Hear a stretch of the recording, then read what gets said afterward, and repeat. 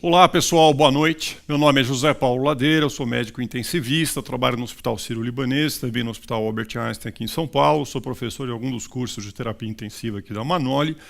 E a gente se junta nessa oportunidade aqui, seguindo a filosofia da Manoli, que é de promover uma troca de informações, poder promover conhecimento para auxiliar o exercício profissional dos nossos alunos e dos nossos amigos. A ideia aqui desse encontro é a gente discutir um pouquinho os desafios que você enfrenta numa unidade de terapia intensiva, numa unidade de plantão.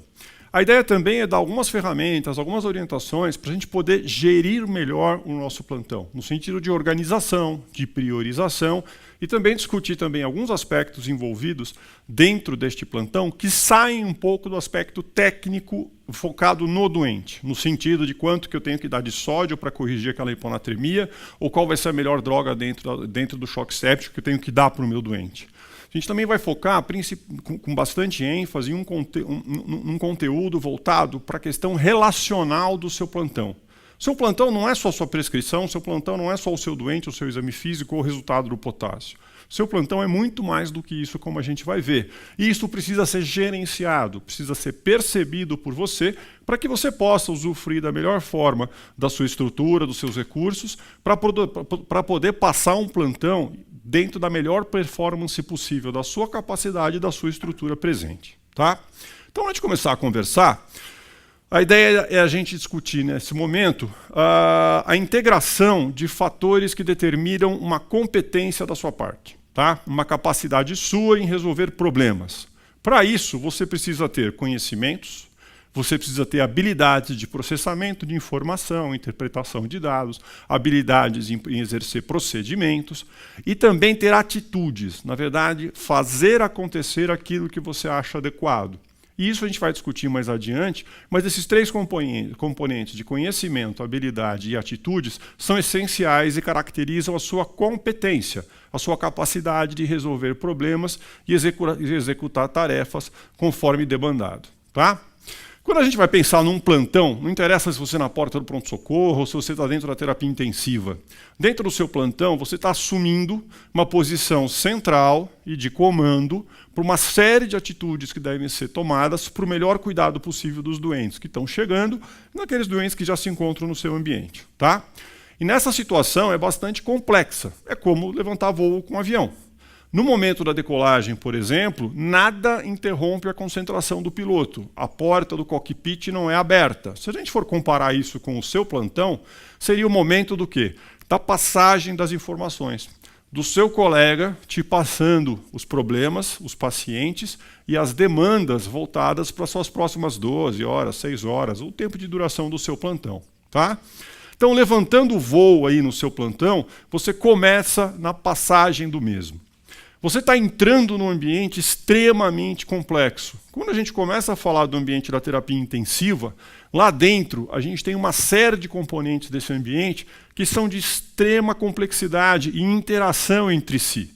Você tem o seu doente com as suas doenças específicas, a enfermeira que cuida dele junto com o técnico, a farmacêutica que libera as medicações que você prescreveu, o pessoal da nutrição que traz a dieta desse doente, o assistente social que vai abordar os familiares a respeito de algum problema social que esteja presente naquele paciente, a fonoaudióloga que surge para você, liberando ou não uma ingesta por via oral de um doente que ela acabou de avaliar, a terapeuta ocupacional que está reabilitando o paciente do leito 9, que é um tetraplégico, dependente de ventilação mecânica, que está com você há 3 meses dentro da UTI. Então, são os mais variados problemas gerenciados e suportados por uma estrutura complexa. E no meio desse nó, nessa interface de todos esses componentes, você tem o médico numa posição central, de decisão, de tomada de decisão, a partir de julgamento de informações e demandas que chegam para ele. E as tomadas de decisão determinam a resposta, a execução de certas atitudes para resolver problemas que se apresentam para você. Então é um ambiente bastante complexo. E dentro dessa situação, é importante, quando a gente entra nesse ambiente, perceber isso. Muitas vezes a gente passa da porta da UTI sem ter noção exata da estrutura que está presente ali e da complexidade que aquele ambiente tem. A mesma coisa vale para o pronto-socorro. É um pouco diferente, tem uma questão de alta rotatividade, o fluxo de doentes é muito maior, mas tem muita semelhança com o ambiente da terapia intensiva. Então, um dos nossos objetivos hoje é dar um passo atrás, um aspecto técnico objetivo, só focado para a doença do doente, e entender o que é esse ambiente da terapia intensiva e mais, como as suas atitudes, as suas decisões e a sua postura influenciam as dos demais, e como reconhecer nos demais algumas posturas, atitudes que vão influenciar a sua resposta. A ideia qual é? É perceber essa interação, entendendo que todos os componentes presentes ali visam uma coisa só, um objetivo comum, que é a melhora do paciente. Esse é o fato comum de todos, e muitas vezes isso se perde. Por exemplo, numa mensagem inadequadamente passada para uma enfermeira, onde você tem a melhor intenção do mundo ao prescrever uma medicação para o doente, mas a forma como isso é comunicado para a enfermeira pode não ser a mais correta, e essa enfermeira se tornar combativa, ou questionar, ou atrasar aquela atitude terapêutica por causa da forma como você falou, e não pela direção que foi tomada. A gente vai discutir isso um pouco mais adiante. Mas a ideia é a gente sair um pouquinho da caixa e olhar essa caixa preta, que é uma terapia intensiva, com todos os seus componentes lá dentro, e entender um pouquinho mais essa interação e como que a gente pode influenciar, tá? E se comportar dentro desse ambiente, para que a gente possa ter a melhor gestão possível, o plantão mais produtivo possível, com a melhor performance possível dentro da sua estrutura, com seus recursos tecnológicos, humanos, técnicos, estruturais, para que esse paciente se beneficie. Seria interessante nessa situação você ter alguém para coordenar todo mundo, assim, no sentido de toda essa complexidade, um cara extremamente capaz. Talvez vocês não conheçam esse fulano aqui, mas ele é o MacGyver adulto, né? O MacGyver mais velho. Tá? Vocês devem ter visto aí seriados Netflix e por aí. O MacGyver novinho, é o mesmo personagem, só que de praticamente 30 anos atrás. É o MacGyver da minha época. Tá? Mas ele era um cara, o personagem é um cara extremamente inteligente, capaz de criar uma bomba atômica a partir de esparadrapo, cuspe e um clips. Tá? Ele cria bomba atômica para você. Só que você não precisa de um cara desse, e esse cara também tem limites. Por quê? Olha o que aconteceu com o MacGyver com o passar do tempo. Este é o mesmo ator, flagrado há cerca de 3 anos atrás, com um certo problema, porque ele está de cabelo branco, obeso, e para nossa frustração daquela geração, o nosso herói que resolvia tudo não consegue consertar o próprio carro. Certo? É extremamente frustrante essa situação. Então o MacGyver não é o cara que você precisa dentro da terapia intensiva. Mas quem você precisa? Um intensivista. Tá? Alguém que tenha competências suficientemente montadas, estruturadas, para justamente atender a todas as demandas que vão surgir. Eu não estou falando do cara titulado. Eu estou falando do médico que está lá. Que, independente da origem que ele tenha tido, se ele veio da cirurgia, da clínica, se ele trabalha há 10 anos na unidade, mas não tem título, se ele trabalha há 1 ano, não interessa, é o indivíduo que está lá. E ele tem que estar o melhor capacitado possível para poder lidar com essas demandas, certo? E perceber a complexidade, perceber o quanto de conhecimento, o quanto de habilidades e o quanto de atitudes vão ter que ser tomadas para resolver todas as demandas que chegam. E a ideia é ir se aperfeiçoando ao longo do tempo. Ninguém, a gente vai discutir isso também, ninguém é perfeito. Né? Todo mundo vai ter erro. Não interessa quanto tempo você tenha de profissão, sempre existe algo a ser aprendido ao longo do tempo.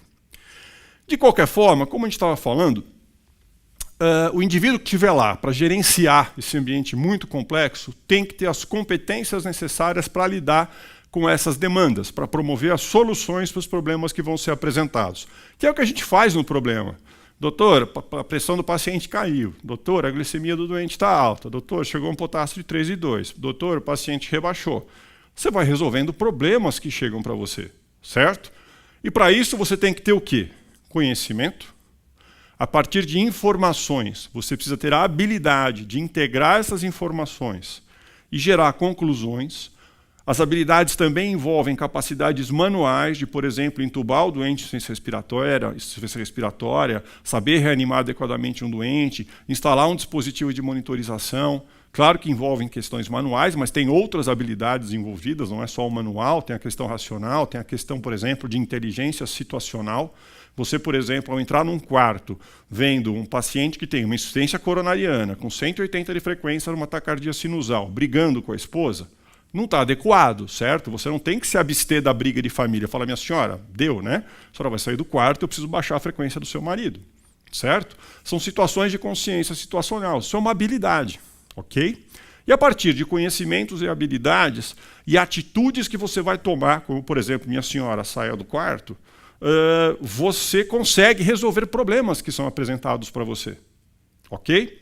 Essa teoria toda de competências foi desenvolvida por esse filósofo, na verdade é um sociólogo suíço chamado Philippe Perrenot, que desenvolveu a teoria das competências, onde você vai ter a capacidade de resolver problemas a partir de um conhecimento estruturado, da geração de habilidades acima desse conhecimento, gerando atitudes para resolver esse problema, principalmente, sabe aonde? Na educação infantil. Tá? A teoria toda se desenvolveu e foi montada para o processo de ensino de crianças. Então, as crianças, ao final da fase infantil da pré-escola, precisam ter as determinadas competências. Na fase do ensino básico, determinadas competências, outras. Na fase de ensino médio e ensino superior, outras competências. Ele desenhou mais ou menos e conseguiu estruturar melhor o que já era feito de uma forma meio desconexa. Isso começou na área da educação, só que se transportou rapidamente para a área de gestão de empresas, e agora a gente percebe isso na área da saúde também, porque isso ajuda a estruturar melhor o processo de aprendizado, ensino e formação de profissionais, a ponto da gente conseguir ter a educação, a formação baseada em competências, como um programa formal na formação de intensivistas. Essa entidade europeia chamada Cobatrice é um programa, na verdade, europeu que congrega as principais sociedades de terapia intensiva da Europa, se reuniram e montaram um programa de formação de intensivistas baseado no modelo de competências. E o Brasil é signatário deste programa. Tá? E aí surgiu aqui no Brasil o Procome, bancado pela MIB, que é um modelo para qualquer programa de formação de intensivista, seja por estagiários ou seja por programa de residência médica. Esse programa ele apresenta o quê? Alguns domínios, ou seja, algumas áreas onde o intensivista tem que ter competência para resolver os problemas associados. E essa competência só vai ser adquirida a partir do quê? De conhecimento sobre os problemas, estudo, informação objetiva, o curso básico de terapia intensiva da ISO aqui na Manoli, o curso avançado também. Quando a gente vai falar a respeito não só do conhecimento da informação, ok, eu sei, por exemplo, que diarreia por Clostridium é líquida e pode ter crosta. Ok, o que eu faço com essa informação? Quando eu vejo um doente com dor abdominal, diarreia, e aquilo me lembra Clostridium, será que é mesmo? Eu preciso ter a habilidade de associar outras informações para poder chegar na conclusão de que aquilo é próximo ou não de Clostridium. E se eu suspeitar, eu preciso tomar a atitude de investigar e, além disso, tratar se eu encontrar o problema. E para isso vai para todos os problemas enfrentados dentro da terapia intensiva. Olha os domínios que a gente tem. Reanimação e controle inicial do paciente agudamente enfermo, reconhecer o doente em choque, rebaixado, o doente com sangramento ativo, o doente com perda aguda de disfunção orgânica. Procedimentos práticos como a intubação, cricotomia de urgência, passar um catéter central, passar um catéter de PAM, dependendo do serviço, instalar um dispositivo de circulação extracorpórea. Cuidados perioperatórios, que são cuidados específicos do doente que vem para você dentro da terapia intensiva. Esse doente não está no pronto-socorro. Essa competência não pertence ao PS. Ok? Então, de novo, a despeito do modelo de conhecimento, habilidades e atitudes ser comum a todas as formas de formação, claro que as competências são diferentes dependendo de cada área. E algumas delas são bem interessantes. Né? Dentro do conceito aí de competência, quem trabalha no ambiente da terapia intensiva tem que ter profissionalismo. O que significa isso? Não é simplesmente ser um bom médico. Ao contrário, é ser um bom executor na resolução dos desafios baseado e suportado pela estrutura da terapia intensiva. Você reconhecer a importância de cada um daqueles componentes no resultado final do melhor cuidado possível para o doente. Você está ali para coordenar e direcionar. Mas, de novo, você não faz nada ali sozinho. Você precisa de toda a estrutura te suportando e de todas as pessoas da equipe multi ali presentes. E muito mais do que equipe multi que a gente não enxerga. Por exemplo, você já pensou a sua UTI sem o agente de limpeza? Você já pensou a sua UTI sem o agente da área do almoxarifado que dispensa as caixas de soro para a sua unidade? E para o engenheiro que mantém o ar-condicionado da sua unidade funcionando?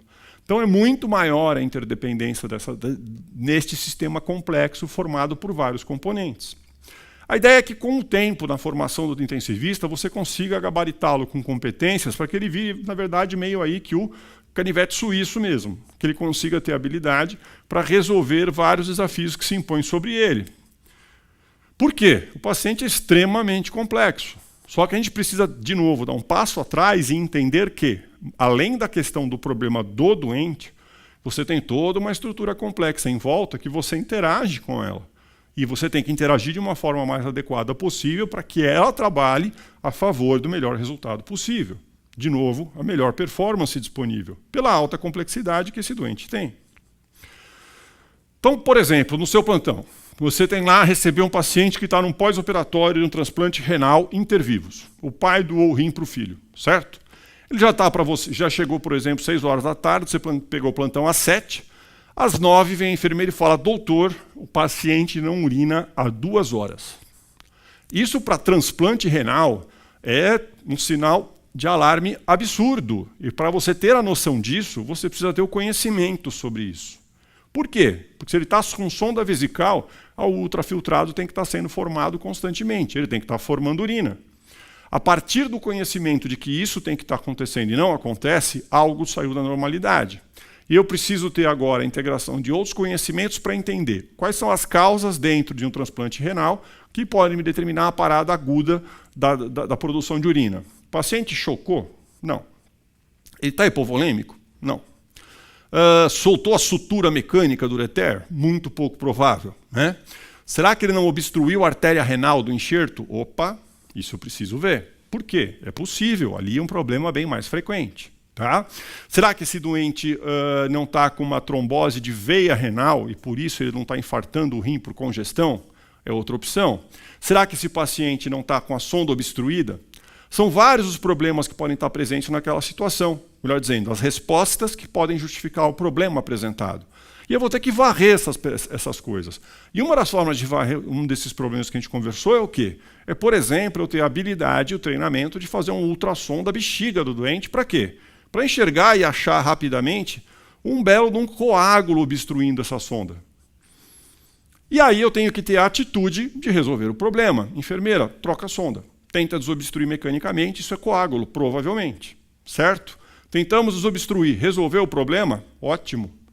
Com conhecimento, habilidade e atitude, eu resolvi um desafio que se apresentou para mim. A mesma coisa vale para uma série de outras situações. Paciente que está com broncopneumonia, ventilação mecânica há 2 semanas e vem com diarreia, né, em dieta enteral, passada por sonda, com uma diarreia profusa, e apesar da troca não melhorou, eu preciso ter uma série de conhecimentos, de informações, articulá-las para chegar numa ideia de proposta de solução. O que será que pode ser isso? Né? Então, poxa, o paciente já tem praticamente 2 semanas de um esquema amplo antibiótico terapêutico. A diarreia teve surgimento nos últimos 3 dias. Antes disso, ele tinha a mesma dieta, o mesmo aporte e não apresentava diarreia. Algo novo surgiu. O que pode ser isso? Será que é uma isquemia mesentérica? Pouco provável, o paciente não se manifestou dessa forma, o comportamento clínico dele é bom. Será que esse paciente pode estar fazendo um Clostridium? Opa, tem fatores favoráveis. É idoso, paciente com esquema terapêutico amplo, é um evento súbito, um início súbito de diarreia, não é um início de uma dieta enteral fazendo diarreia, ele já vinha em suporte nutricional e apresentou diarreia no curso do mesmo. O que eu vou ter que fazer? Procurar o Clostridium. E vamos lá, eu peço a pesquisa de toxina do Clostridium, encontro o bicho e vou tratar. A mesma coisa vale para situações como, por exemplo, um paciente com politrauma e no PO de uma esplenectomia traumática, por ruptura traumática do baço. Ele vem para você no pós-operatório, ainda em choque, precisando de droga vasoativa, e em 6 horas ele piora muito. A despeito de você repor sangue, volume, droga vasoativa, esse doente continua piorando. E você até avalia a possibilidade dele ainda estar sangrando, mas de repente você não encontra mais sangramento. A hemoglobina do doente não cai. Você pede até um ultrassom de abdômen ou faz um ultrassom e não percebe piora do sangramento local. Né? Como é que você resolve este problema? Através dos seus conhecimentos e de habilidades, você não está resolvendo. Você precisa tomar uma atitude. Tudo que você tinha de instrumental não está resolvendo. Você está aplicando atitude sobre o doente que não tem controlado o problema. E aí você precisa ter uma outra atitude, uma outra competência também formada. Né? A partir do quê? Do reconhecimento do seu limite. Eu cheguei até aqui e o que eu estou propondo não resolve. Será que eu não estou ancorado no meu diagnóstico? O que significa isso? Será que tudo que eu estou supondo que está acontecendo com o meu doente? Se for verdade, as minhas intervenções não estão dando resultado, eu tenho duas opções. Ou o quadro é irreversível, ou eu estou errado.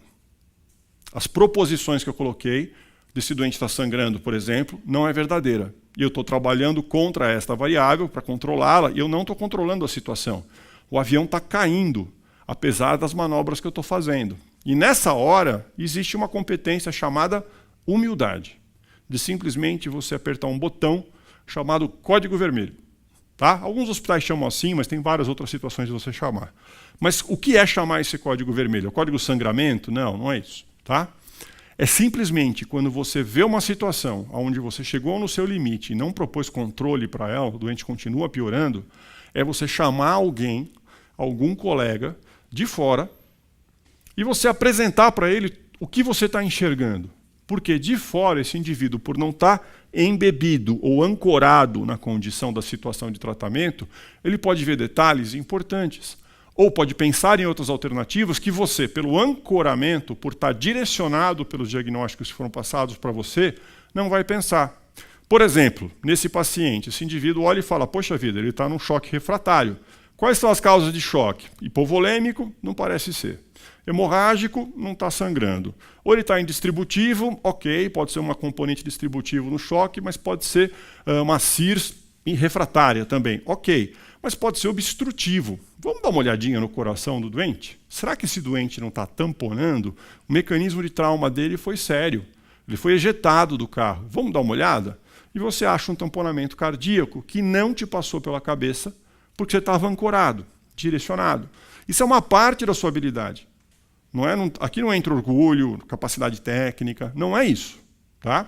E aí você pode olhar para isso e falar, poxa, como que eu errei deste jeito? Né? E você sai se chutando no plantão durante uma semana, bravo com você mesmo. Legal que você fique bravo, que você quer melhorar, fantástico. Mas não existe culpa nessa situação. Existe assim, o que levou você a não pensar em tamponamento? Qual foi o processo que te determinou não pensar nessa saída? Que é um mecanismo comum para erro diagnóstico que a gente tem na prática médica, já bem conhecido, que é o chamado de ancoragem. Eu passo para você o plantão falando, olha, esse doente só tem uma ruptura do baço, tá? Fica tranquilo. Acabou, você não vai pensar nas outras coisas, você está ancorado na minha perspectiva. E alguém que vem de fora não tem tanto ancoramento quanto você. Tá? Então, para mostrar como assim, é complexo o ambiente, são muitas informações, são muitos os desafios, os problemas que são apresentados para a gente no dia a dia. Mas sempre vão partir para uma solução baseada em conhecimento, que estrutura uma habilidade, que resulta numa atitude. E isso te dá a competência para resolver esses problemas. Vamos ser um pouquinho mais prático agora e falar efetivamente do seu plantão. Tá? Seu plantão pode ser uma marolinha, uma baba, você vai descansar, dormir tranquilo na UTI, em 3 horas você já viu todo mundo, a enfermeira te chama uma vez à noite e você passa o plantão no dia seguinte. Ou pode ser o pior plantão da sua vida. Tá? É absolutamente imprevisível o que pode acontecer. Então, nessa situação, tem algumas dicas para a gente se preparar para um plantão. Primeira coisa, tá? Chega cedo no plantão. Por quê? Chegar cedo é chegar antes, não é chegar no horário. Tá? Por que chegar antes? 15, 20 minutos antes. Pode parecer meio sem sentido, mas não tem todo o sentido. Tá? Quando você chega cedo, você tem tempo para se concentrar e ajustar o seu mindset, a sua perspectiva de ajuste, de que você está entrando num ambiente complexo, que você tem que gerenciar informações, que você vai resolver desafios e vai precisar da sua equipe integrada para fazer isso. Se você entrar com 15 minutos de atraso, você vai pegar o plantão do seu colega, que já não vai estar muito feliz porque você atrasou. Tá? Essa passagem fica comprometida, porque ele também tem que sair rápido. Então, às vezes, ele omite a informação, o que ele não acha necessário, o que ele não acha importante, ele não te passa, e muitas vezes um detalhe passa a ser importante às 4 horas da manhã. Tá? Você, ao se ajustar para o plantão, você se prepara melhor para absorver as informações e você tem uma concentração melhor. Porque chegando no plantão, olhando o WhatsApp, preocupado com quem está manobrando o seu carro ou no trabalho que você tem que entregar amanhã de manhã, você não vai prestar atenção em nada desse plantão. E aí você tem um piloto no comando do avião que não sabe a rota a ser seguida. Acho que não é muito seguro, né? Então, o fato de você chegar cedo no seu plantão te determina um período de concentração, de você se preparar para as 12 horas que estão vividas. E elas são importantes. Tá? Essa preparação, esse pensamento direcionado com calma e estruturado para o que está por vir. Tá? A passagem de plantão, como a gente havia falado, era extremamente importante. No início, né, é comum você ter a passagem de enfermeiro para enfermeiro, físio para físio, médico para médico. Nenhum problema. Tá? Só que são 3 linhas de cuidado que incidem sobre o mesmo doente. E se elas não se conversarem, vai ter coisa errada, porque alguém está pensando em ir para a esquerda e tem outro grupo pensando que tem que ir para a direita. E aí alguma coisa vai acontecer, porque tem um paciente no meio. Tá? Então, a fase inicial de pega do plantão pode ser feita em comum, no sentido de você ter todos presentes, enfermeiro, físio e o médico, a passagem médica, ou pode ser em separado. O importante é que as informações se integrem ao final. Se você aproveitar o momento único de passagem com físio, com enfermeiro, você divide com todas as informações. Só que isso leva mais tempo. Né? Lembrar que você está com as enfermeiras e as físios fora da linha de serviço, fora da linha de atendimento do paciente. E às vezes isso não é possível. Então o que é mais frequente acontecer é que cada linha de cuidado passe o seu plantão individualmente e depois você faça um segundo momento onde você reorganiza as informações, compartilha as informações no grupo e aí sim você monta um direcionamento único, como a gente vai ver. Tá? Quando você está recebendo o plantão, claro que você tem que ter informações a respeito das condições clínicas prévias, dos diagnósticos, de como aquele doente chegou até ali, da condição das últimas intercorrências, mas a meta principal sua nessa passagem de plantão é o que eu preciso fazer para esse doente ir adiante. Quais são as metas terapêuticas do plantão? Olha, no leito 2, esse paciente com insuficiência cardíaca, nós estamos fazendo balanço hídrico negativo, começando a vasodilatar a periferia, reduzindo a dobutamina. Essa é a sua meta do plantão. Ok, são essas as tarefas, né? Os desafios a serem cumpridos para este paciente. Isso é o que está programado, não obrigatoriamente é o que vai ser cumprido, porque às vezes o doente não concorda com a gente, ele apronta, muda completamente o seu planejamento. Mas de qualquer forma, você tem que ter a meta traçada terapêutica para cada um deles. E isso para quê? Para que ele tenha uma evolução anterógrada, para que ele vá para frente, para que ele melhore, para que ele se torne cada vez menos dependente da estrutura, até poder sair daquele ambiente, certo? Recebidas essas demandas e traçadas as metas para cada um dos pacientes, você precisa priorizar o que você vai fazer, tá? Então, por exemplo, algumas vezes no início profissional, você vê às vezes as pessoas se organizando por ordem de leito. Ah, primeiro eu vejo 1, depois o 2, depois o 3, porque senão eu esqueço. Ok. Só que o 4 está sangrando. E o 1 está ótimo. É o 1 que você vai ver primeiro? Não é, né? Então você precisa priorizar as demandas do seu plantão. Quem é o doente mais grave do meu plantão? Quem é o doente de maior risco em piorar do meu plantão? Quem é o doente que eu preciso ver primeiro? Esse é o cara que você tem que ver, porque é ele que vai te dar trabalho. Porque enquanto você tiver o doente que está conversando com perna cruzada na poltrona, esse doente está piorando. E a hora que você descobrir a descompensação mais intensa dele, para recuperá-lo, dá muito mais trabalho. Então a ideia qual é? É dominar os mais complexos antes e depois ir para os menos complexos. Ok? Só que isso tem também um outro componente envolvendo na priorização dos seus doentes, que você pode colocar mesmo, tipo, põe lá, do doente de 1 a 10 do leito, só que você coloca, esse aqui é o primeiro que eu vou ver, esse aqui é o segundo, esse aqui é o terceiro, e esse último aqui vai ser o leito número 1. Porque o cara está muito bem, ele vai ficar lá, tá? Só que entra um segundo fator para você poder ponderar nessa priorização das demandas do seu plantão, tá? Que é a questão do tempo que você vai levar para fazer as coisas. Então, por exemplo, uma prioridade minha aqui é passar um catéter num doente que não precisa dele agora, mas ele precisa de um catéter. Tá? Eu vou passar esse catéter nele, ou eu vou ver o doente que está chegando agora, ou um doente que está mais ou menos instável, que a enfermeira me chama falando, doutor, aquele doente não está legal, ele estava bem até agora meia hora, mas agora ele está queixando de uma dor no peito, está meio sudoreico, pálido. Eu vou passar o catéter, eu vou ficar travado aqui 30 minutos. E se aquele doente piorar, eu estou travado no procedimento. Eu suspendo este catéter, vou fazê-lo, mas ele não é mais prioridade. Passa a ser o paciente com instabilidade.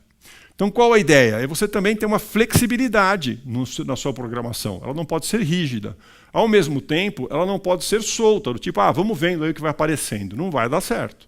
Você vai ser engolido pela onda do plantão. Ok? Então, a gente gerencia por prioridade em termos de gravidade.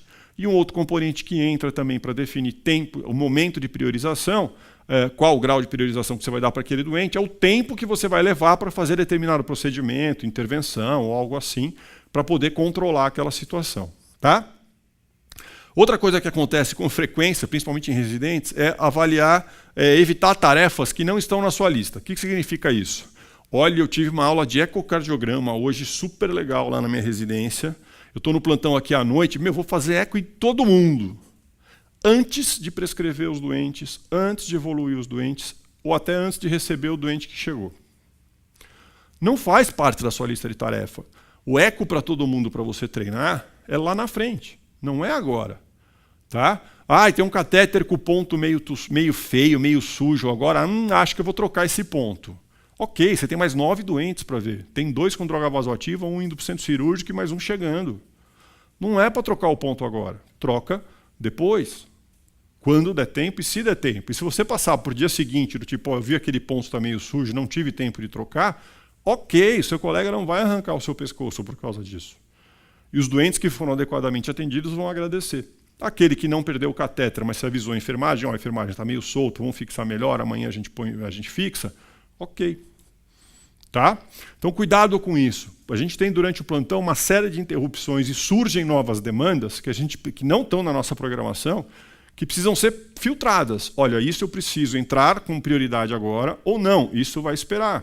É a chamada capacidade de você dizer não ao que é apresentado para você. Cuidado que esse não significa não fazer. É não fazer agora. Porque qual é a expectativa? É muito comum nesse relacionamento multiprofissional, e a gente faz isso também, tá? Enfermeira, eu quero que faça um soro de 500 ml no leito 2, tá? E a enfermeira está no meio do banho. É para ela que você tem que pedir? Ou vamos pedir para outro funcionário? Não, eu quero que você pare o banho e vai fazer isso agora. Não está correto. Da mesma forma como você está prescrevendo ou admitindo um doente, integrando informação, montando a prescrição, e ela vem para você, doutor, a glicemia do leito 18 subiu para 300, está sem insulina. O senhor prescreve? Se eu parar de fazer essa prescrição, for prescrever a insulina que falta, e voltar para a minha prescrição, eu desorganizei meu pensamento. Eu vou ter que começar tudo de novo. Ou o que é pior, eu acho que eu já fiz, fui interrompido, não concluí o que eu tinha que fazer, volto para o que eu estou fazendo e acho que já fiz e vou adiante, achando que está feito e que está certo, porque eu estava fazendo, mas eu não consegui concluir porque eu fui interrompido e eu não percebi que eu não concluí. E eu vou adiante. Essa é uma das explicações por que some antibiótico de prescrição, por que some medicação. São interrupções frequentes no seu processo de execução de algo que te faz desviar a atenção para um lado. A hora que você volta, você vai adiante. Você faz no passo seguinte sem ter concluído o passo anterior. E isso faz com que você possa fazer com que algumas medicações sumam da prescrição, ou alguns dados importantes no registro da sua história desapareçam, não estejam mais lá. Porque você achou que pôs, mas não pôs. Então tem 2 problemas aqui. Quem interrompe tem que perceber que está interrompendo. No sentido de falar, opa, peraí, doutor, o senhor está prescrevendo? Daqui a pouco eu venho. Continua aí. E você que está prescrevendo tem que perceber e falar não para essa demanda. Para não ser interrompido. Falar assim, olha, já entendi, eu vou prescrever daqui a pouco. Você me lembra? Eu vou acabar de fazer essa prescrição, tá bom? E faz. De novo, você está priorizando as demandas e aprendendo a falar o não. O não é não vou fazer. É você saber represar as demandas e executá-las no tempo correto. Não é porque ela chegou para você que você tem que resolver na hora. Você está envolvido em outra, e isso compromete a execução da outra demanda, na resolução de outro problema. Claro que é sempre importante a gente sempre ouvir o que a enfermagem traz. Você não pode simplesmente fazer assim, peraí, eu estou fazendo minha prescrição aqui, não quero saber o que você está falando para mim, não, daqui a pouco, e eu continuo fazendo aqui. E ela ia me avisar que o doente estava tendo melena, que é tão importante quanto a prescrição que eu estou fazendo aqui. Então, ouça as demandas da enfermagem, dê uma atenção parcial, avalie a prioridade e fala, olha, daqui a pouco eu resolvo, já estou indo, vou concluir isso. Não, para aqui minha prescrição, nossa, o cara chocou, deixa eu ver o que está acontecendo. Ok? De novo, você tem que saber ouvir as demandas tanto da sua equipe multi, mas principalmente dos pacientes e fazer negociações. Né? Sempre importante ouvir as demandas dele, porque muitas vezes, quando você não atende a demanda de um doente, esta frustração pode, primeiro, gerar um problema para você durante o plantão, no sentido dele ficar combativo contra essa restrição que você não atingiu, sobre aquela demanda que não foi aceita. Tá? E segundo, pode ser uma demanda absolutamente indicativa de um novo problema. Né? No sentido, doutor, estou piorando da falta de ar. Não, isso que é isso, a sua frequência está normal, a saturação está boa, daqui a 20 minutos ele está em edema agudo de pulmão. Né? Então sempre ouvir as demandas que são trazidas para você. Você não precisa resolvê-las naquele momento, você precisa triá-las, entendê-las e priorizá-las, no sentido de falar, ok, isso pode esperar, isto não pode esperar. Ok? Seja flexível com essas suas demandas, no sentido de que o que você tem programado não dá para ser executado ao pé da letra. Por quê? Vão surgir outras demandas que vão ganhar prioridade na sua lista e tornar aquilo que era mais prioritário no seu planejamento menos prioritário. Aquilo vai esperar. Tá? E ao fim do plantão, olha para trás, fala, putz, o que eu fiz de certo e errado no meu plantão? Poxa, aquela demanda que a enfermeira trouxe virou uma complicação séria para o meu plantão. Eu fiquei 2 horas no doente porque eu não atendi aquela demanda na hora. Pô, na próxima vez eu vou prestar mais atenção. Ou não, valeu a pena. Olha, se eu tivesse entrado naquele catéter aquela hora, o doente que tinha sangrado, 5 minutos depois ele chocou. Eu ia ter que abandonar um catéter no meio de uma punção para atender um cara instável lá. Ainda bem que eu não entrei no catéter. Então você reavalia as suas atitudes, mas tem que olhar para trás. Não é simplesmente acabou meu plantão, vou para casa. Pare e pensa. Como foi que eu gerenciei o meu plantão? O que eu fiz de certo, o que eu posso fazer melhor. Por quê? Porque no próximo plantão, amigo, você vai continuar repetindo os mesmos erros. Você vai continuar complicando o seu plantão, por não estar gerenciando adequadamente. Tá? Vamos ver agora também algumas outras coisas importantes para a gente poder gerenciar. O piloto do avião não voa sozinho, tá? Ele tem uma equipe com ele dentro do avião, que pega o copiloto, o engenheiro de voo, vai ter lá toda a equipe de serviço de bordo, e são extremamente importantes, tanto quanto o capitão. Só que, se você tiver um capitão que já está pensando no pouso, e a equipe está começando a servir a primeira refeição, tem uma certa desincronia nesses momentos e nesses pensamentos. Qual é a ideia? É que você tenha o quê? Todo mundo que está direcionado ao cuidado do doente esteja na mesma página, esteja no mesmo capítulo, tenha a mesma compreensão da situação, para que possa agir de forma alinhada. Isso chama-se você dar para o paciente, para a equipe, um mindset comum. O que significa isso? Gente, eu vou chamar a físio, vou chamar a enfermeira, para fazer uma visita multiprofissional. Eu não vou repassar todos os diagnósticos, eu não vou contar a história toda do doente, mas o que eu vou fazer é sintetizar o plano de voo daquele plantão. Físio, enfermeiro, técnico, seu João do leito 1, gente, lembra dos diagnósticos? Uma insuficiência cardíaca descompensada, a nossa metaterapia acabou, não tem mais detalhe nenhum sobre isso. Nossa metaterapêutica para ele vai ser balanço hídrico negativo, baixada obuta, ficar de olho na PA, PA limítrofe para a gente continuar baixando vai ser 65 milímetros de mercúrio, abaixo disso vocês me avisam, e o balanço tem que ficar negativo. Ok, doutor, o paciente está desconfortável, eu fiz CPAP para ele 2 vezes, né? Posso continuar fazendo? Aí a físio, ok, trazendo essa informação, ok, físio, vamos lá, pressuriza e fisioterapeuta nele. Posso pôr em poltrona, doutor? Pode, vamos pôr em poltrona, é melhor, o cara é obeso, tem um barrigão, vai descomprimir isso daí, né? Vai deixar ele respirar melhor, melhora o desconforto respiratório. A enfermeira vai falar, doutor, ele está com uma escara com dor, poltrona é um pouco problemática, vou pegar um colchão e ajudar. Legal, vamos lá, mas a gente vai sentar o doente. Você vai alinhando os cuidados. Se você simplesmente deixa as informações soltas, a físio vem e fala, doutor, posso sentar? Posso. Aí ele senta. 2 horas depois, a enfermeira, doutor, está com dor na nádega, vai fazer alguma coisa? Putz, será que se ele não tivesse preparado aquela poltrona, ele não ia precisar tomar analgésico agora? Qual a ideia? É dar para a perspectiva de toda a equipe ligada àquele cuidado do doente, do momento que ele se encontra e aonde nós queremos chegar. Isso te poupa uma série de problemas. O alinhamento terapêutico de metas do plantão é essencial para você ter um bom ajuste de plantão. Isso te poupa demandas e problemas imprevistos, porque todo mundo está tendo a mesma compreensão. Tá? Então, por exemplo, posso sentar o doente? Se tiver essa pergunta 2 horas depois, é porque essa informação não foi passada em 4 minutos que você perdeu na beirada do leito. E essa visita multi em 10 leitos, gente, não demora 15 minutos. É coisa objetiva. Olha, esse leito 1 aqui é balanço negativo, tem uma tomografia, vai colher potássio daqui 2 horas. Leito 2 aqui, centro cirúrgico amanhã cedo. Tá de jejum? Tirou heparina? Legal. Leito 3, putz, o leito 3 é o mais grave do plantão, olho nele, gente, vamos dar um gás aqui, tem que ficar de olho nos exames, vou pedir mais coisa, eu quero material para PAM. você já desencadeou a programação de todos os leitos. E todo mundo tem a mesma ideia. Olha, o leito 3 é o mais grave. De novo, alinhamento de pensamento. O mesmo mindset para essas situações. Ajuda bastante. São 15 minutos que você investe e que te poupam muito trabalho durante o plantão. E te dá o quê? Uma coesão de atitudes terapêuticas, potencializando o resultado que você vai ter. Tá? Entra um componente dentro, do exercício do nosso plantão e do gerenciamento do nosso plantão, que é um componente super importante e que é pouco valorizado, que é a questão relacional. Tá? Como é que você é visto pela equipe multi e como você vê a equipe multi. Como você interage com a equipe multi e como essa equipe multi interage com você. Isso é essencial para um trabalho em equipe. E muitas vezes a gente sempre enxerga o problema dos outros. Mas a gente nunca enxerga que vários desses problemas são desencadeados por nossas atitudes, que não estão corretas. Tá? Então, cuida bem da equipe multidisciplinar. Dá atenção para esse grupo. Por quê? Eles são seus olhos e seus ouvidos. Se os ouvidos estiverem entupidos e os olhos fechados, você vai ser pego de surpresa por uma série de coisas. E são problemas muito maiores que poderiam ser detectados antes e você teria um controle mais fácil da situação.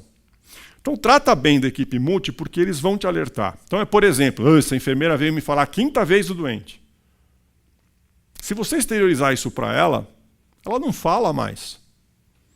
A não ser que ela vai chegar para você e falar, doutor, 4/2 de PA. Pô, por que você não me avisou antes? Você deu 4 burdoadas nelas antes? Ela não foi falar a 5ª, ela só foi falar a 5ª quando não tinha mais jeito. Ela está errada? Ok, mas a atitude dela foi desencadeada pelo quê? Pela sua. Então é isso que a gente precisa entender. A questão relacional é super importante dentro do ambiente da terapia intensiva e a equipe multi são seus olhos e seus braços, tá? Seus ouvidos também. Outra competência que quem trabalha em terapia precisa, não só em terapia intensiva, mas na área médica precisa ter, na área de saúde, é a resolução de conflito. Tá? Não significa briga, tá? Mas é conflito de ideias, conflitos de posições. Eu acho que tem que fazer balanço negativo para esse doente, o médico titular não quer. A família quer que esse doente continue sendo tratado enquanto que já é um doente absolutamente terminal. Tem uma série de conflitos. Tá? Como é que a gente lida com eles? Isso também é muito importante, porque uma grande capacidade de quem trabalha em ambiente de terapia intensiva é gerenciar conflito, é saber o que fazer em situação de conflito. E não simplesmente ir para a batalha com a faca nos dentes todas as horas, porque senão o seu plantão fica insuportável e o que é pior. Não é uma questão de ganhar ou perder uma discussão.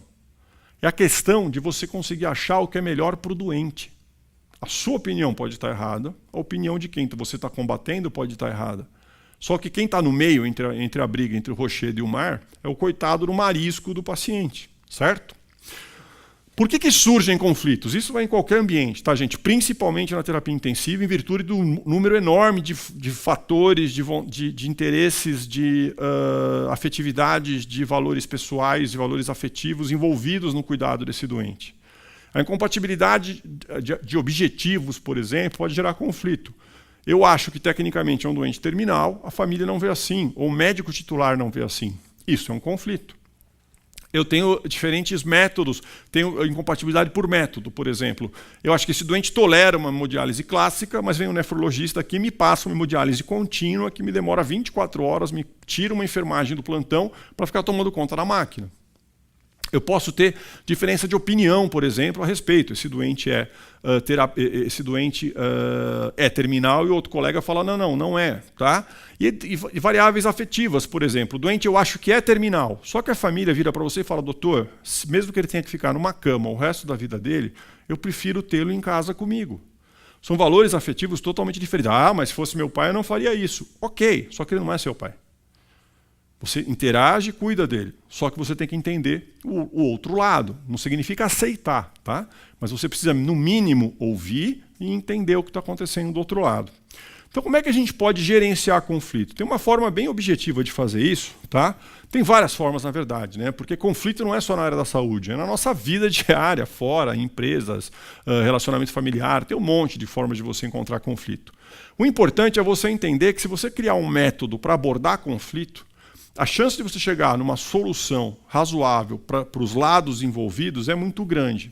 Se você puser a faca nos dentes e for para a briga e se tornar irredutível, dificilmente uma solução mediada vai ser conseguida. Tá?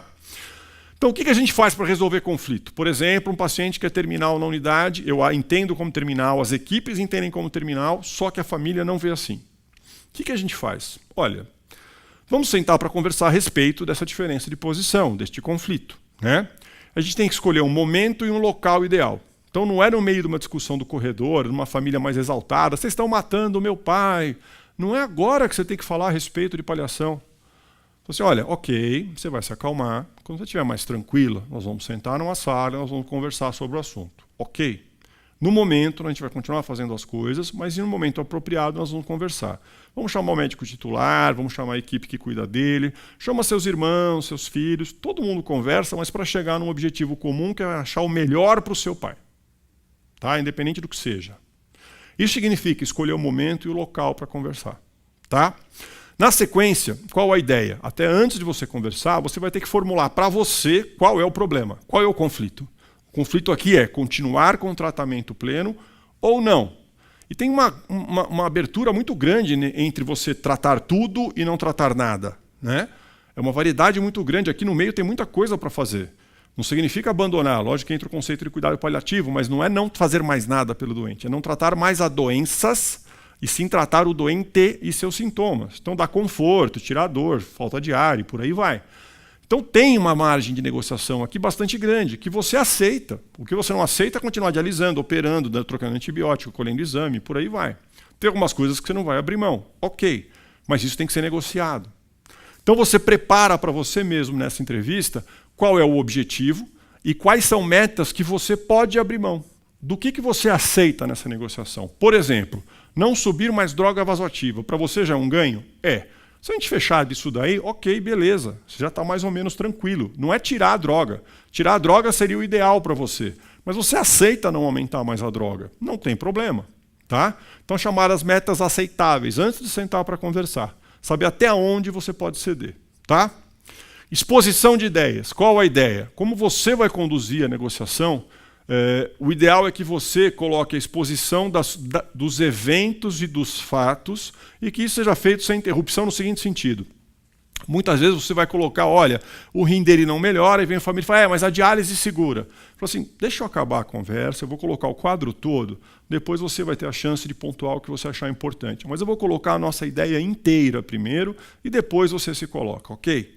Para que a pessoa, se você começar, não, mas a diálise não substitui, quer dizer, você se perdeu no caminho. Se você começar a contra-argumentar para cada pontuação que ele puser durante o seu discurso, você não o conclui. Então o ideal é concluir tudo primeiro, para depois você poder abrir para uma escuta ativa que se chama, que a gente já vai ver qual é. Então você expõe sem interrupção de ideias a sua posição, foco na sua meta, e a meta não é tirar tudo. A meta é promover o melhor cuidado possível para o seu João, que ele está em discussão, e você entende que o tratamento dele está trazendo muito mais sofrimento do que benefício. E a sua angústia é essa. Ele está sofrendo. Eu quero reduzir esse sofrimento. Não é tirar tudo. São coisas diferentes. Se você põe o tirar tudo, a família fala nem a pau. Se você fala diminuir o sofrimento, ela vai olhar e falar, mas por que ele está sofrendo? Ela não vai falar, não, aumenta o sofrimento. Não tem sentido. Então você vê que é a mesma coisa dita de formas diferentes. E a receptividade muda da água para o vinho. Tá? Então, cuidado com a forma como a gente fala as coisas. Isso faz muita diferença na forma como a pessoa recebe a informação. Ok? Então, foco no que você deseja. Esquecer discussões e problemas anteriores. Não vale a pena ressuscitar cadáveres que já estão no fundo do rio, porque isso só reaquece a discussão e a combatividade. Você diminui a receptividade a qualquer proposta que você puder colocar. E cuidado com palavras, no sentido de você, às vezes, fazer interjeições meio do tipo, não tinha que dialisar. Resolveram dialisar, né? Senão a gente não estaria aqui conversando. Pronto, você foi sarcástico, fechou a negociação. Não tem mais conversa a partir daí. Então, cuidado com sarcasmo, com ironia, com desprezo. Né? Se você se colocar de uma forma mais impositiva, até mesmo com ares meio impertigados de superioridade. Isso é comum acontecer nessas conversas, a gente tem que tomar muito cuidado, porque a hora que você fizer isso, você fechou a porta para qualquer negociação. A partir do momento que você contou o seu ponto de vista, você inverte o jogo. O inverter o jogo é assim, é o que você entendeu do que eu disse. Por quê? Porque eu dizer uma coisa não significa que você tenha entendido do jeito que eu acho que eu disse. Você pode entender de jeito diferente. A partir do momento que você me expõe o que você compreendeu do que eu falei, eu vou lá e corrijo só o que for necessário. Não, perfeito, é isso mesmo que eu disse. Então você pede para o outro explicar o que ele compreendeu do seu ponto de vista. E se necessário, você pontua o que precisa ser corrigido. Aí você inverte. Agora você fala, agora é a sua vez de expor o seu ponto de vista. Qual é o seu objetivo, quais são os seus medos, quais são os seus receios, e por que sua posição de continuar cuidando do seu pai é essa. Me explica por quê. E ele vai colocar os objetivos dele, ele vai colocar os medos, os receios. E você vai ouvir isso absolutamente de forma objetiva. Tá? Cuidado, que você tem que prestar atenção da mesma forma como ele prestou no seu discurso por inteiro. Não fica anotando muita coisa, não fica querendo dar resposta, interrompendo o discurso dele. Ah, mas você tem medo que ele morra, mas todo mundo vai morrer um dia. Quer dizer, você está fazendo aquilo que ele fez com você. Não é para fazer. Deixa ele terminar o discurso. Vai coletando as informações e depois você monta uma réplica sobre o que ele foi dito. Tá? Reafirme a sua compreensão. Agora você vai dizer para ele, ok, entendi. A partir do que você me disse agora, eu entendo que você tem medo de perder seu pai, você tem medo de, por exemplo, ao limitar o tratamento dele, de provocar a morte do seu pai. Eu entendo isso. Você tem culpa na história. E aí você começa a explicar que nada disso se justifica. Né? Que, na verdade, a morte dele é algo inevitável, que os métodos de suporte estão sendo fúteis e que a hora que a gente retira, a gente devolve o doente para a evolução uma velocidade natural das patologias que ele tem. Isso não determina a morte do paciente. O que está sendo feito só atrasa, não efetivamente a evita. Tá? E aí a gente permite que esse familiar ajuste o que você compreendeu, você efetivamente, a partir da compreensão colocada para ele. E aí você vê as diferenças de expectativas. Você entendeu corretamente o lado do outro lado e ele entendeu o seu. Agora você tenta achar o quê? Uma solução comum. Olha, eu entendi o seu medo, mas você entendeu também que eu estou vendo seu pai sofrer. Vamos colocar as coisas, achar soluções para isso? Qual é a minha proposta? Não vamos tirar nada do que está sendo feito para ele. Mas eu vou parar de picar o dedo para ver glicemia de 2 em 2 horas, isso não vai alterar a evolução dele. Vão parar de ficar colhendo exames de 6 em 6, uma vez por dia tá bom. Não vou mais subir a droga vasoativa. Você coloca propostas e isso vai sendo negociado. O objetivo não é ganhar a briga. O objetivo é encontrar a solução satisfatória para todos. Isso não obrigatoriamente acontece. Tá? Fica uma coisa muito pessoal. E aí você acaba tendo sempre uma disputa. Quer ver uma disputa interessante que acontece? Você no plantão e o cirurgião do paciente. Você jura que tem que abrir o cara. O cirurgião vem e fala, não vou abrir. Isso é conflito, não é só com familiares. E você pode promover para ele o mesmo processo de negociação. Por que você não quer abrir? Entenda por que eu quero abrir e vamos chegar num ponto médio. Olha, se em 12 horas não acontecer tal coisa, você vai lá e abre. Se o exame tal piorar em determinado ponto, é uma indicação de operar. Pode ser? Você entra num ponto médio, você negocia. E, de novo, não é questão estar certo ou estar errado. É achar uma solução que contemple a satisfação de todos os envolvidos. Conflito é uma arte, tá? Tem cursos de semanas a respeito de mediação de conflito, ok? Mas um dos conflitos que a gente gera no nosso plantão é bem interessante, porque ele parte da nossa atitude, tá? Como o próprio Garfield coloca aí, você está lá no plantão para resolver problemas, só que muitas vezes a gente os desencadeia. Nós os determinamos por uma série de comportamentos inadequados. Por exemplo, a gente se acha muito melhor do que é, muito mais capaz do que é e muito mais inteligente do que é. Isso é natural, e não é só a gente. O outro lado que interage com você tem a mesma perspectiva. Isso coloca o quê? Uma expectativa de reconhecimento a partir do outro muito maior do que a que realmente acontece. E isso já te dá uma decepção. Você começa a ficar defensivo nessa situação. Como que eu não sou visto assim? Ou como que não se reconheceu a minha capacidade? Tá? Se ela é tão óbvia desse jeito. Outra coisa que também, a partir da nossa atitude, determina conflito, é você entender da seguinte forma. Putz, eu estou mal-humorado hoje, eu respondi torto, eu estou cansado, eu tive um dia pesado, meu chefe pegou no meu pé de manhã no plantão, agora à noite tem um monte de problema para resolver, e vem essa enfermeira e responde torto para mim? Quer dizer, você teve um dia ruim e você pode ser mal-humorado. A enfermeira que está com o filho internado no hospital e que não conseguiu trocar o plantão noturno e veio cobrir a escala, ela tem que estar feliz. Você não. É sempre o problema dos outros, nunca o nosso. Tá? Então essa crítica pessoal é super importante para a gente entender. Outra coisa importante é esse chamado efeito Dunning-Kruger. O que significa isso?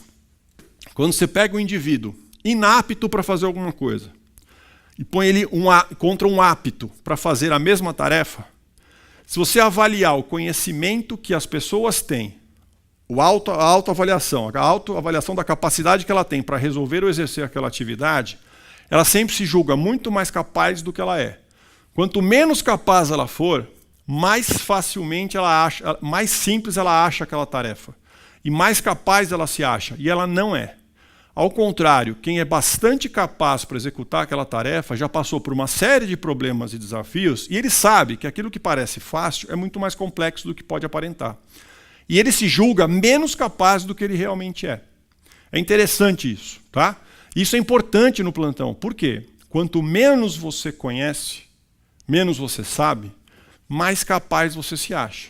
E aí você acaba entrando em zonas cinzentas, onde a sua competência para resolver aquele problema não está à altura do problema. Tá? E é por isso que a gente tem que ter sempre o quê? A procura contínua de melhorar conhecimento, atitude e habilidade. Porque mesmo sabendo muito sobre aquilo, você cada vez mais, por conhecer bastante, sabe que não é tão simples. Sabe que vários problemas podem ter desdobramentos mais sérios. Né? A ignorância frequentemente gera mais confiança do que conhecimento. E a verdadeira sabedoria é saber a sua extensão da própria ignorância. Você reconheceu os seus limites e, opa, eu não sei mesmo. Só que o comportamento humano não é esse. É de você sempre se achar mais capaz. Quem aqui dirige mal? Ninguém, né? Todo mundo dirige bastante aí, super bem. Fórmula 1. Os outros é que dirigem muito mal. A gente, beleza. Problemas a respeito de plantão, né? Plantão noturno e plantão diurno. No plantão diurno, você com uma noite bem dormida indo para o seu plantão, putz, você fica um doce, né? Você vira um Muppet, um cara fofo, tranquilo, simpático, agradável, cuidando de todos, né? Super sorridente. 24 horas depois, você está que nem os 300 de Esparta, chutando o peito de todo mundo, jogando os caras no buraco infinito lá, porque você não suporta mais ninguém na sua frente. Você chegou no seu esgotamento, tá? E isso é uma coisa importante a ser reconhecida. Imagina você num avião onde o piloto está acordado há 36 horas. Ele vai pousar o avião que você está. É você no final do seu plantão de 36 horas cuidando de 12 doentes na UTI. Seu julgamento na primeira hora do plantão versus seu julgamento na 24ª hora é o mesmo? Para o mesmo desafio? A gente sabe que não. O efeito de 24 horas de plantão sobre um médico é igual ao de 4 doses de uísque. Se você tomar a dose relacionada a 4 doses e você testar a capacidade de resolução de problemas ao final de um plantão de 24 horas sem descanso, o desempenho dos dois é o mesmo. Imagina a sua capacidade decisória ao final. Quantas vezes você, na sua realidade, ao fim do plantão, percebe, fala, cara, não dá mais, isso vai ficar para amanhã, eu não aguento. Ok, eu entendo as limitações que a gente tem, mas a gente se coloca em algumas situações assim. Você precisava fazer 24 horas, não dava para quebrar. Você precisa ser herói e fazer tudo isso, é legal, da plantão, nossa, de 36 esse final de semana. Poxa, que pena, né? Porque teu desempenho no final, eu tenho certeza que não foi o mesmo. Ok? Não faça isso, nem para você, não é justo, e muito menos para os seus pacientes. Outra forma também de entender o seu plantão é olhando para trás, né? Tem um artigo interessante publicado no começo de 2000, de um intensivista que começou a exercer a profissão com o início da terapia intensiva na década de 70, e ele foi vendo o desenvolvimento do sistema, né? O crescimento da especialidade. E aí no final da década, no comecinho de 2000, 2002, ele publicou um artigo olhando para trás. Ele falava, olha, pensamentos de um intensivista aposentado. Se eu pudesse transmitir conselhos para um cara que acabou de entrar na terapia intensiva, eu falaria a respeito dessas coisas aqui. Sobre julgamento de sucesso e fracasso, né? Aquele paciente que você acha que vai melhorar, vai piorar e vice-versa. Aquele que você jura que não vai sair da UTI, está saindo 2 semanas depois. Então a gente erra bastante esse tipo de julgamento prognóstico, para isso que servem os índices. Aprenda com sucesso ou fracasso, mas siga adiante. Se você não aprender com o seu sucesso ou com o seu erro, ou você vai ficar orgulhoso demais, ou vai ficar inseguro demais. No sentido de que, quando você acerta, você é o máximo, quando você erra, você é o último dos moicanos. Não tem sentido. é sempre entender que o acerto e o erro faz parte do processo e você tem que aprender com os erros para que não aconteçam de novo. E deixar os problemas pessoais do lado de fora da UTI, ainda mais com o celular hoje em dia, né? Nada contra você no seu plantão, e isso é super importante, você tirar 5, 10, 15 minutos durante o plantão para você respirar, para você se reorganizar, para você se reenergizar e reorganizar as prioridades do plantão. Bom, há 4 horas atrás, meus objetivos eram esses. Agora, 4 horas depois, está tudo de ponta cabeça. Eu inverti totalmente. Aquele cara que é de alta está morrendo. E inverte tudo. Então você precisa se reorganizar. E para isso, tira um pé atrás da assistência, respira, se reorganiza e se cuida. Tem uma enfermeira que me disse uma coisa muito importante uma vez. Doutor, o senhor fica preocupado com um paciente que não urina 4 horas e eu que não urinei há 12 horas, doutor? Por quê? Porque a mulher está correndo, apagando um monte de incêndio, nem ela pôde ir no banheiro fazer xixi. Tá? E é mais ou menos isso mesmo, né? No sentido que você também tem que saber dosar a energia dentro do seu plantão. Mas dentro desse contexto, os problemas pessoais não podem vir para o plantão. O ideal é que eles fiquem do lado de fora mesmo, tá? Porque isso interfere no seu desempenho e os pacientes não têm nada a ver com isso, ok? Outras equipes. Você tem bons intensivistas que não são da UTI. É o pessoal que vem de fora, são os especialistas, os médicos, os doentes. E vice-versa. Você vai ter maus intensivistas nessas equipes, no sentido de que os caras não entendem nada de doente grave. Mas você não pode tomar como regra que todo mundo é excelente ou que todo mundo é ruim, ok? E mais do que isso, né? Não é o cantor e não a música que esse cara está cantando. Às vezes, fazer a coisa certa na UTI significa magoar pessoas, no sentido de que você vai ter que pisar em alguns calos. Educadamente, sem botar o pé no peito de ninguém. Mas você vai ter que contrariar alguns interesses, às vezes, para fazer o melhor pelo seu paciente. Você pode pedir a avaliação de um especialista em 3 situações. Você precisa de ajuda ou conselho, você quer aprender algo que você não está entendendo o que está acontecendo, e você quer que o especialista veja o mesmo fenômeno que você está vendo e ele reafirme o seu pensamento. Ok, não, isso é verdade, é isso mesmo, parece ser mesmo, por exemplo, um lúpus, por exemplo. Tá? E o bom especialista avalia o paciente grave 2 vezes ao dia. Não basta uma visita só, porque o doente grave ele muda muito dinamicamente o seu comportamento. Relacionamento com equipes, né, em virtude dessa cara multifacetada que tem a unidade. Você tem 2 erros mais comuns e muito sérios a serem cometidos com o cirurgião. Acreditar em tudo que ele fala e não acreditar em nada do que ele fala. Tá? O cirurgião não nasceu como uma pessoa que só erra ou que só acerta. E o cirurgião que não quer operar aquele doente é tão importante quanto aquele cirurgião que opera todo mundo. E às vezes o cara que não opera é mais importante ainda, por não querer submeter a um segundo estresse. Tá? Então, de novo, é um aprendizado contínuo, é uma moderação ao longo do caminho. Dentro desse contexto de comportamento da terapia intensiva, a gente tem que ser super importante ouvir a enfermagem. E ela também vai acertar e ela também vai errar. Tá? Só que, mais uma vez, elas são seus ouvidos e seus olhos no plantão. Lembre e aprenda o nome delas. E essa informação é extremamente valiosa, tá? Faz muita diferença. Ô, enfermeira, não rola. Tá? Como é seu nome? Putz, Karen, às vezes eu me confundo, se eu esquecer, você me lembra. Mas vamos lá, Karen. Faz toda a diferença no cuidado, tá? E na relação interpessoal. Raramente vão te acordar à noite para falar que o doente melhorou, tá? É o contrário, vão te acordar à noite para falar, doutor, o leito 4 piorou, caiu a PA, rebaixou o nível de consciência e por aí. Ok? Então tenha tolerância a essas intervenções. Ninguém está te ligando para te acordar de fato. Estão te ligando para dizer geralmente uma notícia que não é boa e que vai demandar um novo problema e uma nova resolução de um desafio por você. Sobre o paciente e a família, nada é mais difícil do que comunicar uma perda inesperada para os familiares. Existe técnica para isso, existe competência para isso, existe treinamento para isso. Converse com os pacientes que estão em ventilação mecânica, que estão acordados. Não é porque ele está em ventilação que você não consegue se comunicar com ele. Assuma que o paciente, mesmo que esteja sedado, esteja ouvindo o que você está falando no quarto. Tá? Tem pacientes que acordam depois e lembram de diálogos. Ok? Você não consegue distinguir quem está e quem não está efetivamente ouvindo o que você está dizendo. Outra coisa importante é você pegar os pacientes que foram de alta da unidade e pedir para eles voltarem. Por quê? Porque é o melhor ganho que a sua equipe pode ter. É a materialização do sucesso terapêutico dos seus esforços e de toda a equipe terapêutica. Então não é simplesmente dar alta para o doente e falar, putz, volte. Claro que a maioria não quer voltar, quer passar longe da UTI com toda a razão. Mas muitas vezes eles voltam 6 meses depois, 1 ano depois, para visitar quem cuidou dele quando ele mais precisou. E é uma delícia para o grupo todo, né? Porque é a absoluta constatação das vitórias que a gente tem. Sobre a rotina, né?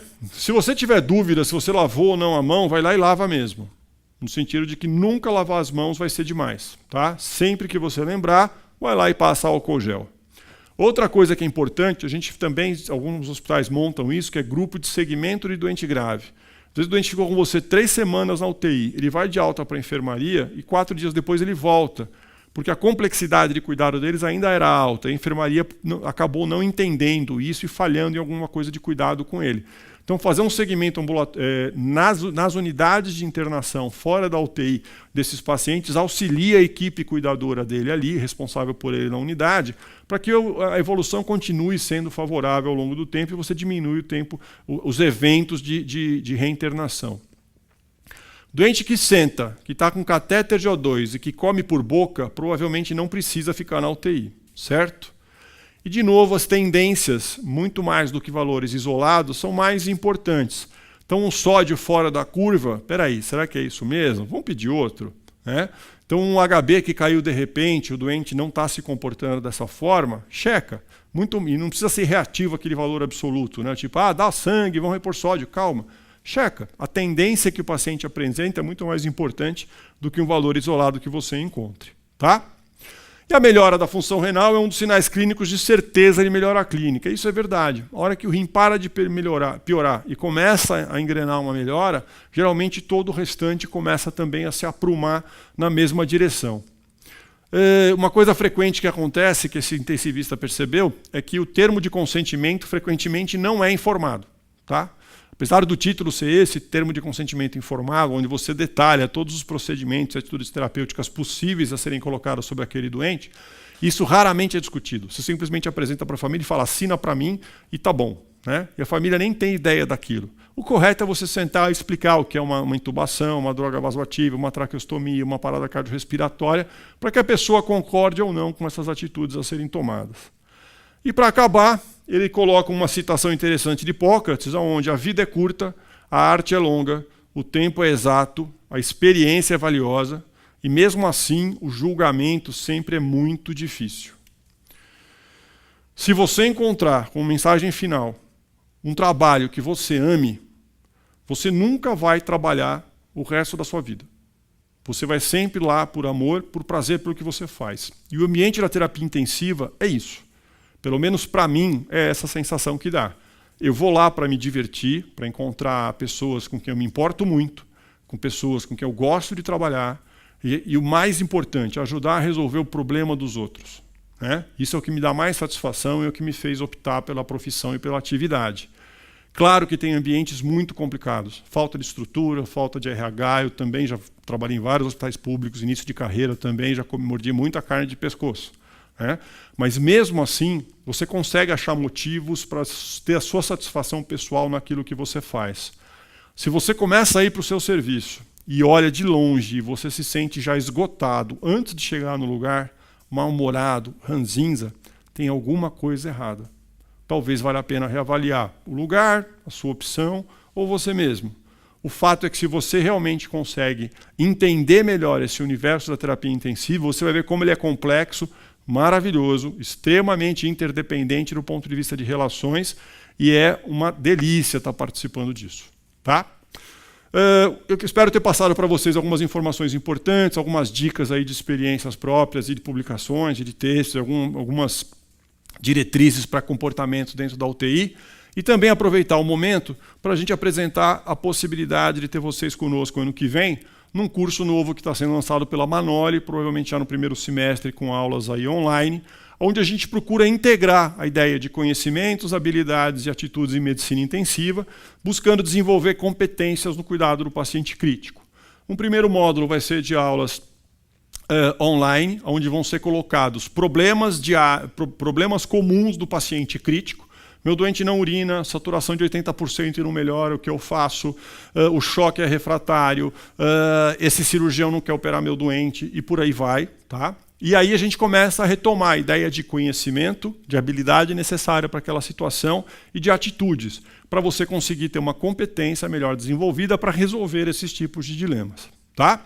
No segundo semestre, nós vamos ter encontros presenciais com estações práticas em simulação realística, onde a gente procura exercer todos esses conhecimentos, habilidades e atitudes de forma prática para solidificar, para sedimentar de forma concreta essas competências. Ok? Lá para janeiro a gente já tem aí o site de pé, se você procurar no site da Manoli você vai encontrar mais informações sobre o curso. Muito obrigado pela atenção, foi um prazer estar aqui com vocês, a gente se vê numa próxima oportunidade.